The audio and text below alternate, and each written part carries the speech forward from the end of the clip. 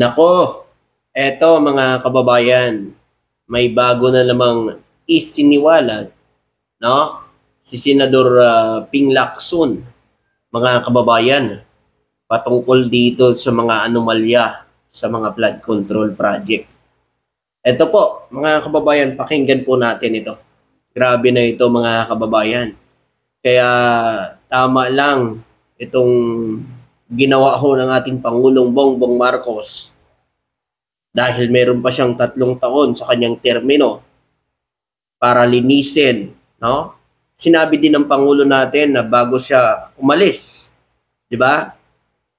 Ay lilinisin niya, tatanggalin niya ang mga korap, di ba? Mga kababayan, yan ho ang sinabi ng ating Pangulong Bongbong Marcos. Hindi siya bababa sa pagka-presidente hanggat hindi nawawala ang korap dito sa mga proyekto. Sa lahat na proyekto ha, mga kababayan ha. Kasi grabe po. Ngayon, makikita na po natin talagang mayroong mga kababayan natin, mga concern na netizen, naglabas ng mga video, ha? Hindi lang sa panahon ng ating Pangulo. Yung mga nakaraang project pa, mga kababayan. Diba? Kasi nakita naman natin, yung mga kontraktor, panahon pa ng mga nakaraang administrasyon. Diba? Kaya tama lang itong pag-iimbestiga na ito ng malaman ng taong bayan. At ito na naman ngayon, may bago na namang isiniwalat ho si Senador Ping Lacson. Ito pakinggan natin. Mga bagong revelasyon si Senador Panfilo Ping Lacson sa kanyang ikalawang expose sa Senado ngayong araw, kaugnay pa rin ito sa maanumalyang flood control projects. Diba? Kaya mga kababayan, tama lang ho itong talagang ginagawa ngayon ni Senador Ping Lacson na isiwalat ito lahat para malaman ng taong bayan. At para makita natin kung sino ba talaga yung mga ng abuso, 'di ba? Para malaman kung sino ba talaga. Ay ngayon, 'di ba? Meron na namang nagko-komento, nagmamalinis, nagmamarunong. Keso daw sabi, ginagawa daw ito ng Pangulo para may maging rason tuwing may baha. 'Di ba? Tapos sinabi din ng kapatid niya, mga kababayan, na 3 taon na daw ang Pangulo natin, nakanganga, walang ginawa daw. Paano na lang kaya ang ama niya? 6 na taon. Ibig sabihin, 6 na taon din nakanganga yung kanyang ama. 'Di ba? Mga kababayan, at lalahanin natin ho. Ang tagal ho nilang namuno sa Davao.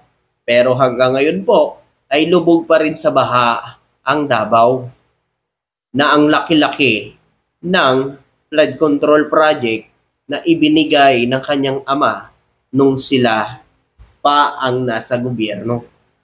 'Di ba? Ngayon mga kababayan, dinidiktahan nila ang Pangulo. Okay, so daw ganito, gagawin daw ng ano, huwag kayong mag-alala. Sa panahon ni PBBM, ituloy ang investigasyon, panagutin ang may kasalanan. Yan ho ang gusto ng Pangulo. Gusto ng Pangulo managot ang totoong may kasalanan. Walang madamay. Mga kababayan, eto, pakinggan natin. Mukhang may katiwalian sa isa na namang ahensya na hindi DPWH. Bukod sa So, isang ahensya na naman, hindi po ito DPWH, mga kababayan. Naku, eto na, mga kababayan. So, magkakaalaman na talaga ito, mga kababayan. Okay, ano kaya ito? Pakinggan natin. sa Department of Public Works na anyay pugad na raw ng mga sindikatong kriminal, binunyag ni Senator Ping Lacson na ang PCAB o Philippine Contractors Association Board ay nagsasagawa umano ng accreditation for sale. Yan yung firm o ahensya na nagbibigay ng lisensya sa mga kontratista. Naku, eto na naman. PCAB, sangkot di umano sa anomalya. PCAB, naku, eto na mga kababayan. So, yung pickup po mga kababayan, ito po yung may ano ito, may sila po yung ito. Pakinggan pa natin. May private contractors umanong lumapit sa kanya at nagreklamo. Inaalok daw sila ng pickup na ang ahensya na ang bahala sa bank certificates at iba pang requirements kapalit ng 2 million pesos. Naku, mga kababayan, kapalit ng 2 million pesos. Pickup na daw ang bahala sa mga certificate. Naku, eto na, mga kababayan. Ito na yung sinasabi ng Pangulo na mananagot ko lahat na sangkot dito, mga kababayan. Diba? Kaya yung mga nagsasabi na walang mapapakulong ang Pangulo, watch lang. Manood lang kayo. Ha? Dahil lahat yan iimbestigahan. Hindi lang ho ang mga DPWH, contractor, pati po ang mga nasa gobyerno, kung sino man po ang sangkot dito sa mga anomalya sa mga flood control. So hindi lang po itong contractor, DPWH, ang PCAB, lahat po yan mga kababayan. Kaya nga, hindi ho bara-bara ang Pangulo natin pag nag-imbestiga na porke tinuro lang, yun na kaagad. Hindi ho ganun ang Pangulo natin. Dahil ang gusto niya, panagutin ang talagang may sala. 'Di ba? O yung nakaraan niya, mga kababayan, yung hinuli doon sa Batangas. Ano daw yun? Bagman lang daw yung nahuli sa Batangas. O, sabi ni Yossi Claire, kahit bagman lang yan, isangkot pa rin siya, kasabwat siya, makulong siya at managot. 'Di ba? O ito pa, pakinggan pa natin. Kaya sa susunod na pagdinig, nakatakdang imbitahan ng pickup para magpaliwanag. Tinalaki rin sa sesyon ang mga kumpanyang nauugnay sa pamilya Diskaya matapos ang privilege speech ni Lacson tungkol sa anomalya sa flood control projects. Naku po mga kababayan, ayan na. Kaya talagang hindi ho tayo nagsayang dito ho kay Senador Ping Lacson sa pagboto sa kanya mga kababayan. Kasi, di ba, tingnan nyo naman, naisisiwalat lahat ng mga anomalya. At ngayon mga kababayan, sinabi din ni Senador Ping Lacson na meron din umanong mga senador. Nako, madadamay. Di ba? Yun dapat ang senador. Walang sinasanto kahit sino pa ang nandyan, kahit kaibigan o sino pa. Kaya nga sabi ng Pangulo, walang kaibigan-kaibigan. Walang kalyado-kalyado. Pag mali, managot ka sa batas. Ang masaklap lang kasi dito, mayroon nagpapahayag ngayon. Parang tila mo ay nagmamalinis. Pero hanggang ngayon, ay hindi pa rin nila sinasagot ang mga akusasyon sa kanila. Diba? Ang masaklap, mga kababayan, nagmamalinis ka, pero ang sarili mo, hindi mo man lang malinis. Diba? Ang impeachment, hanggang ngayon mga kababayan, hindi pa rin nila sinasagot. Gusto na nga nilang patayin. Ngayon mga kababayan, dito, nangingialam sa ngayon dito sa flood control. Sabi ko nga unahin niya muna yung kaso niya, patunayan niya sa taong bayan, tsaka kami maniniwala sa iyong mga sinasabi pag napatunayan mo walang kakasalanan, di ba? Ngayon magsasalita ka, magre-react ka, paano kayo maniniwala? Ikaw, isa ka rin. Diba? Di ba yung pangalawang Pangulo natin? Hanggang ngayon hindi niya sinasagot itong mga impeachment. Gusto nga basura na lang Di ba? O bakit hindi pa rin niya sinasagot ito? O hindi nila hinaharap? Bakit ipa-dismiss na nila kaagad kung wala silang kasalanan?